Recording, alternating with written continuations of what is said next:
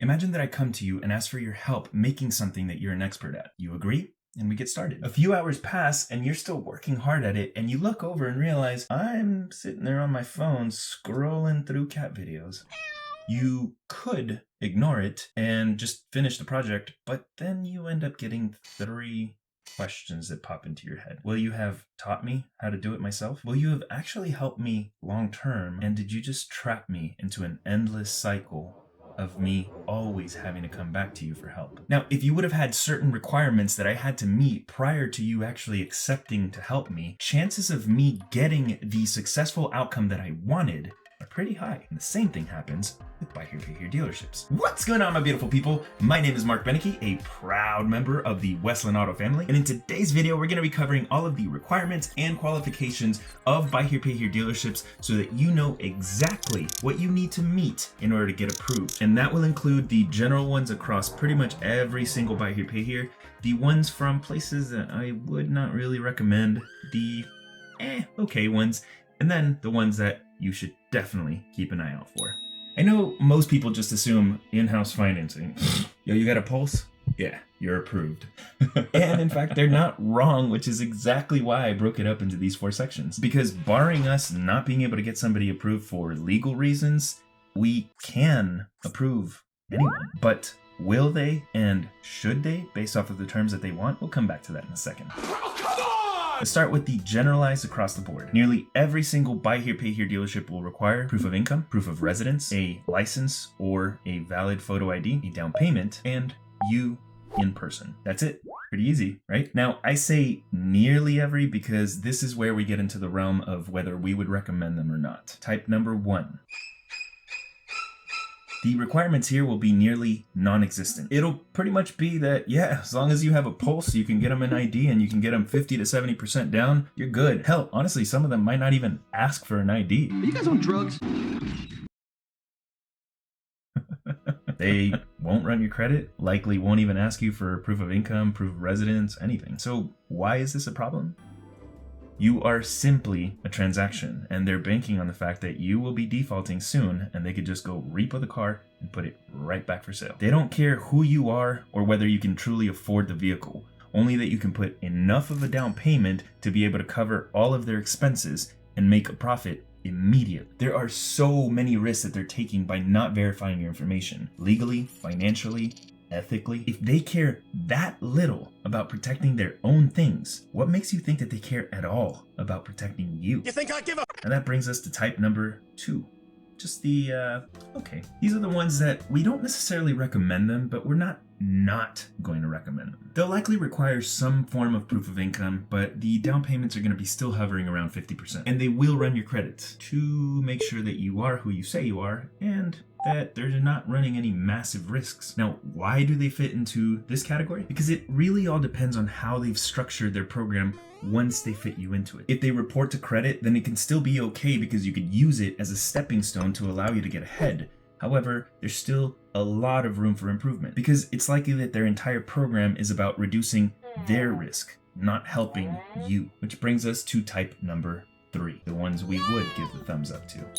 This group will be the smallest of the bunch. The majority of them will fall into the last category. They'll require everything from the generalized group. However, the down payment will be structured based off of your individual situation, meaning some of them could be as low as $500, others $1,000, could be $3,000, it could be $6,000. It all depends on what you will need to allow you to succeed through the program. Proof of income and residence will be verified thoroughly to make sure that the program is really being structured to help you get ahead. And they will run your credit for the same reasons as the one in the mediocre category. However, they also will take a look at your previous history to find out where you truly need the most help. They'll also take the time to review your credit history with you to allow you to understand your situation better and provide you guidance to let you know exactly what you'll need to do to get yourself in a better spot. If you have a bank account, it's very likely that they'll ask for bank statements. They will require references that they will verify, and they will require for you to be involved in the entire process. Meaning that if you call them and tell them, I want you to approve me over the phone or I'm not coming in, they'll most likely say, we appreciate you actually thinking about us and would love to help you when you're ready for our help. And they'll likely send you over some valuable resources, send over their online application, and continue to stay in contact with you for when you are ready for their help. Now, why do I recommend them? Yeah, see, if they're being this thorough about everything well before you even become a member of their program, imagine how much more thorough they're going to be throughout the entire process. It's very clear that they're not here to make a sale. They're here to build a relationship with you. Sure, yeah, it might seem like a pain in the ass having to get all of these different things together. I agree. But I would much rather know that somebody is truly paying attention and reviewing all of these things to make sure that they are customizing everything to give me the highest chance of success. So that months down the road, I'm not sitting there struggling, pulling my hair out, trying to figure out how I'm going to solve something over something stupid that could have been avoided. Or like the scenario that I presented at the beginning of the video, that I'm not sitting there on my phone scrolling through cat videos waiting for you to finish the project for me. Because you know, long term, what's truly best for me is for me to be able to be in the right mindset to figure things out on my own and never have to come back to you again, so that I can learn all of the necessary skills so that I don't have to continue using you as a crutch for the rest of my life. Sure, I might be able to approve 97% of everybody that comes in, but is it ethical of me to do so without taking into consideration what they truly need in order to be able to help them succeed? And that's exactly why the terms are different for everybody. So remember how I asked if we should approve people based off of the terms that they want? I would personally say no. The terms should be structured based off of what you need, and that means taking a look at your entire picture to determine it. So while I'm able to approve anyone with as low as 500 down, it doesn't mean that I should. In fact, what I need to make sure of is that I ask for enough down payment to make sure that I can fit all of the terms to give them the highest opportunity of success through the program. A lot of our members have qualified with as low as 500 down, but most don't. And that's because we ask for enough to be able to get them a payment that is going to take into consideration unforeseen expenses and allow them to live their life comfortably. Doing what's right for you long term may not always be the fun thing. For example, if I ask for your help and you tell me, Gladly.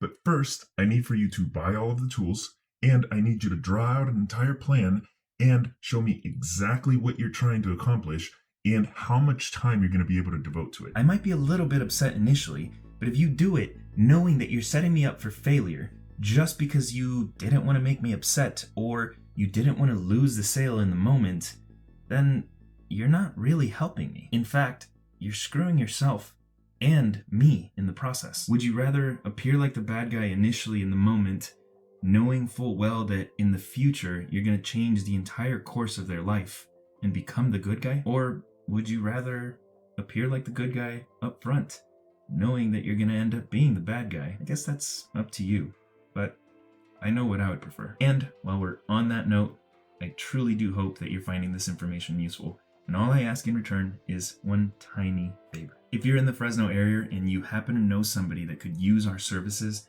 all I ask is that you help them by letting them know about us. Not only would you be personally rewarded for it, but you would also be helping somebody better their family's future. You can find more information about our referral partner program in the description below. And well, if you are not in the Fresno area, then all I ask is that you be kind to someone, anyone today. It could be a very small act of kindness, like just smiling to a stranger, or it could be something a lot grander, like buying somebody a meal. It doesn't matter what it is. Just be kind to somebody today.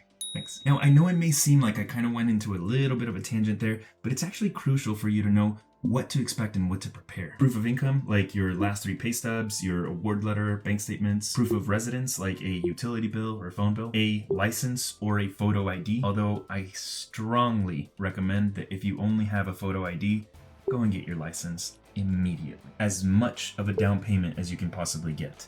The higher, the better it is for you. Again, if you have a bank, bring at least your last 3 bank statements, a list of 10 references, and make sure that you let them know ahead of time that somebody's going to be contacting them. And once you gather all of these up, then find the type of place that I would personally recommend and go in with a good, humble, and focused attitude. It's time for you to take these steps that will position you for a better future. So make sure you go and ask for their help and show them that you're ready for it. Now, with that in mind, I know we briefly touched on some of the things that you should look for when it comes to a place that I would recommend. But in order to know exactly what to look for in a Buy Here, Pay Here dealership, check out this video right here. Thanks, and I will see you there.